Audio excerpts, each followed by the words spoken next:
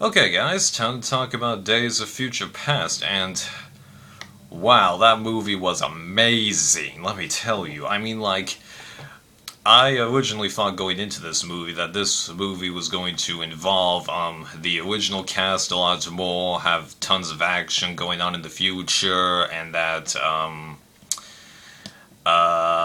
Dark Fates would involve a lot of the characters and such, but turns out it's a lot more of a first class sequel with Wolverine in it. But what they did with the original cast anyway actually was a lot better because sure the movie wasn't that much action, but all of the issues of keeping the timeline intact, returning to the issue of do mutants really have a place in our world, and how bad decisions could really impact the future and such, and all the character interactions that we had in this movie, both the first class people returning, the original cast returning and talking to each other, the cross communication, and all the stuff that Wolverine did. Just wow, I was watching it and I was just amazed at what they did.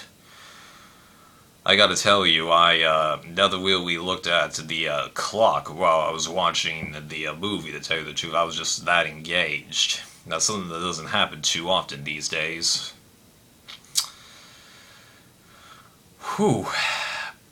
So, how did I feel about how they handled the original cast in this movie? Well, I was disappointed with just how little screen time they got, but they all did have a purpose because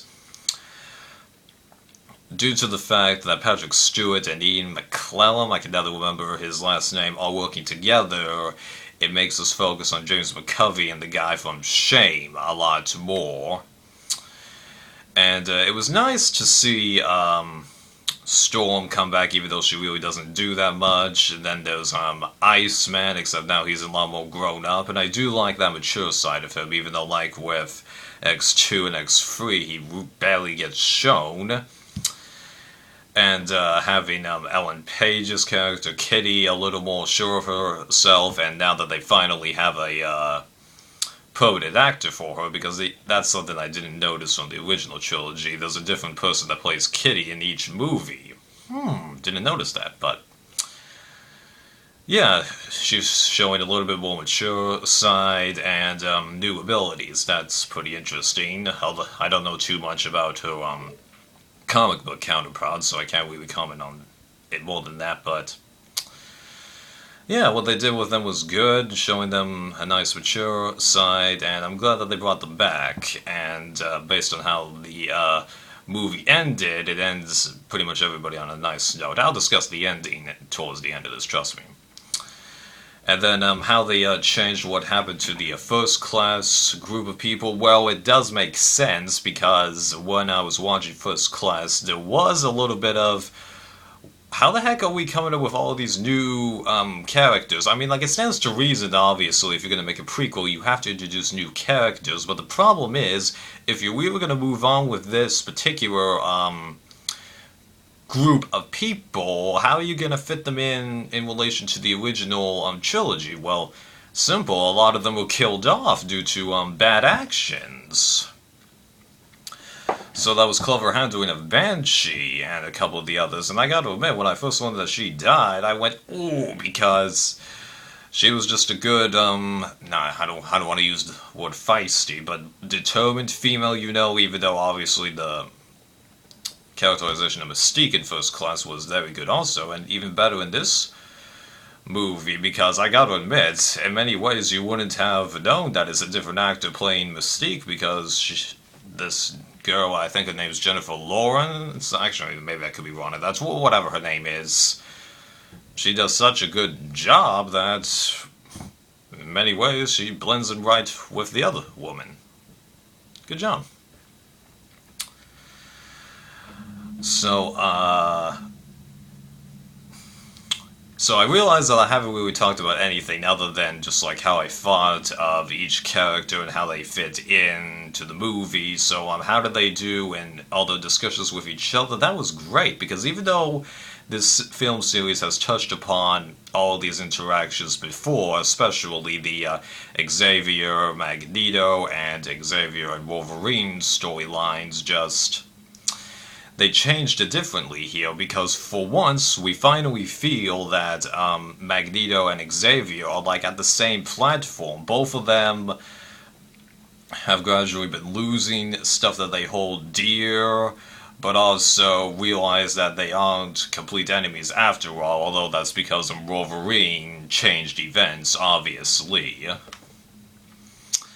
And then the Wolverine and Xavier thing, finally, Wolverine is the dominant one, although of course if anyone's like a borderline alcoholic, the person who's not, the alcoholic would be the dominant one.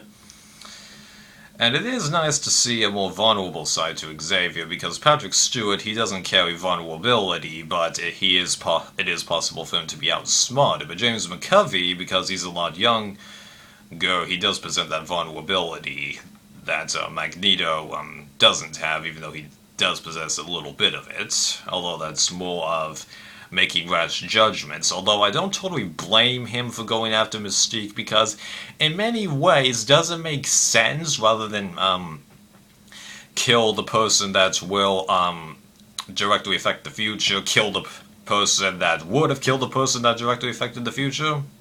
Yeah, although it turns out that it's actually his actions that nearly caused it to happen anyway. That's pretty ingenious, although after that, what he was doing with taking control of those Sentinels, that was just such a clever way to do it, because, yeah, made of metal, you think he wouldn't be able to control them, but then he realizes that these exoskeletons are really primitive, and then he just binds metal in their systems. Just, wow, I would never have thought of that, so, great job, writers, yeah. That was awesome, and how he almost, in one fell swoop, renders quite a lot of the U.S. government powerless? Nice. But I do have a couple of minor gripes with how they handled his story arc, because, okay, they hint that Kennedy is like a mutant and such, and that he was trying to save Magneto was trying to save Kennedy, so it does make sense that he would try and save Kennedy, because I'm like, why would you try and kill Kennedy? A couple of the other presidents, I could see that, but Kennedy, not really, but I still don't totally see how they could have convicted him. That doesn't really make that much sense. And then also,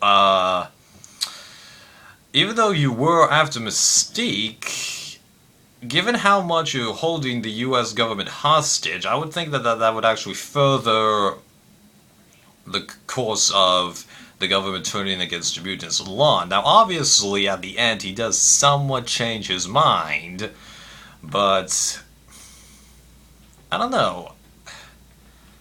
This doesn't feel completely right. And also, how did the soldiers discover the idea of plastic weaponry this early? Because if they discovered it this early and had the technology to do that, couldn't they have started doing this in X2 rather than X3? And you gotta remember, this is Bryan Singer who's directing this particular movie, and X3 wasn't, so,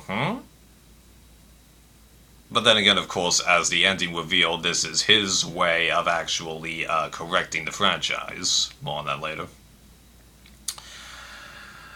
So, I've discussed the characters, I've discussed a good amount of the plot, I've discussed the bonding. Is there really anything else to discuss? Not really. There were a couple of other funny moments in there that I thought were great, but not that much else to mention. But, the Speedy guy in this movie, Wolverine seems to indicate that he knows this person, but how does he know him again? It's been forever since I've seen the original trilogy in First Class, so it could be I just forgot it, but can somebody help me? Thanks. Oh, and how they handled Stryker in this movie, well, it does help explain what happened in X-Men Origins a little more, but, you know, since X-Men Origins already has so many continuity errors with the franchise, it probably would have just been a little easier to Oh, actually, wait a minute. That's why they have Mystique impersonating Stryker at the end. Okay. Never mind. So, branching it off what I was basically going for, talking about the ending now, that was just amazing what they did, because it wasn't until I saw Gene that I realized what Bryan Singer had done. He completely wiped out all the movies that pretty much everybody had problems with, because due to him having Mystique impersonating Stryker, he has either eliminated everything that happened in Origins or changed it enough that the fates for everyone are going to be a little more kinder, and because, of course, Xavier, Jean, and Cyclops are all alive, X3 didn't happen, or the events in it were changed significantly. They don't talk about what happened to Magneto, but they don't really have to, and also because the events in X3 didn't really play out the way they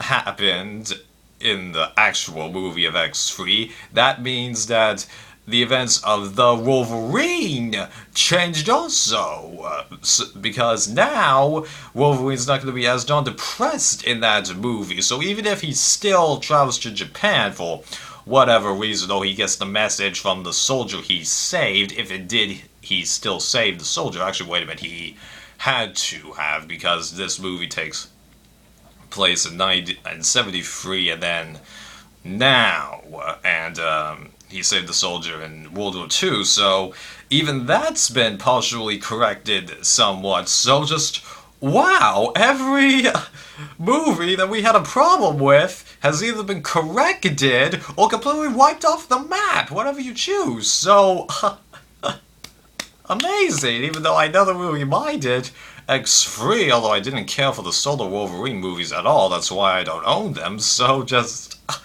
that was brilliant. When I saw that, I just was like this. I just couldn't stop smiling at just the sheer brilliance of that. Although, I do think, however, when everybody that remained, Patrick Stewart, Kitty, and Wolverine in his comatose state was about to be killed, I honestly think they should have actually expanded that scene a couple of seconds and actually have had them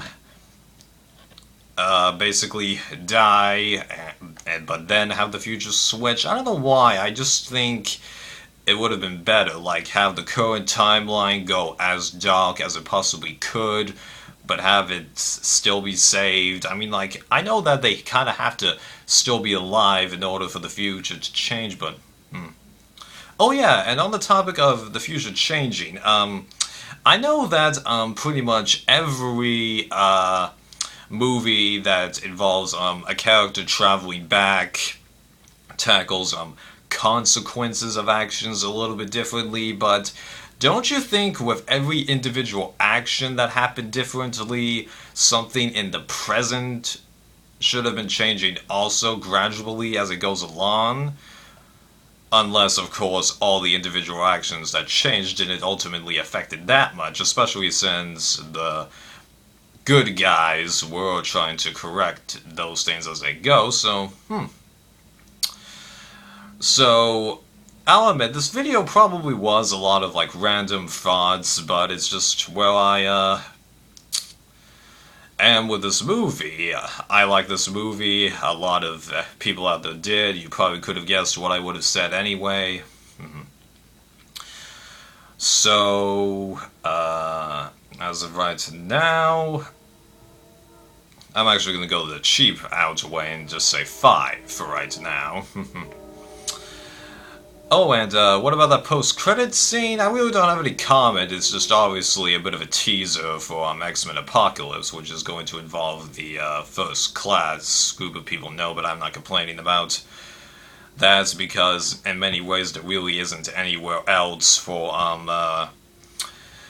Patrick Stewart and Ian McClellan to go anymore, because, think about this. Magneto's made his bid to stop humanity from hurting the mutants more than once. He failed, but also he and Patrick Stewart either survived the problems or got their powers back, and now, or at least almost at the end of this movie, had the friendship repaired. So, you know. So, like I said, a bunch of random thoughts, but I hope you enjoyed hearing them anyway, and see you next time.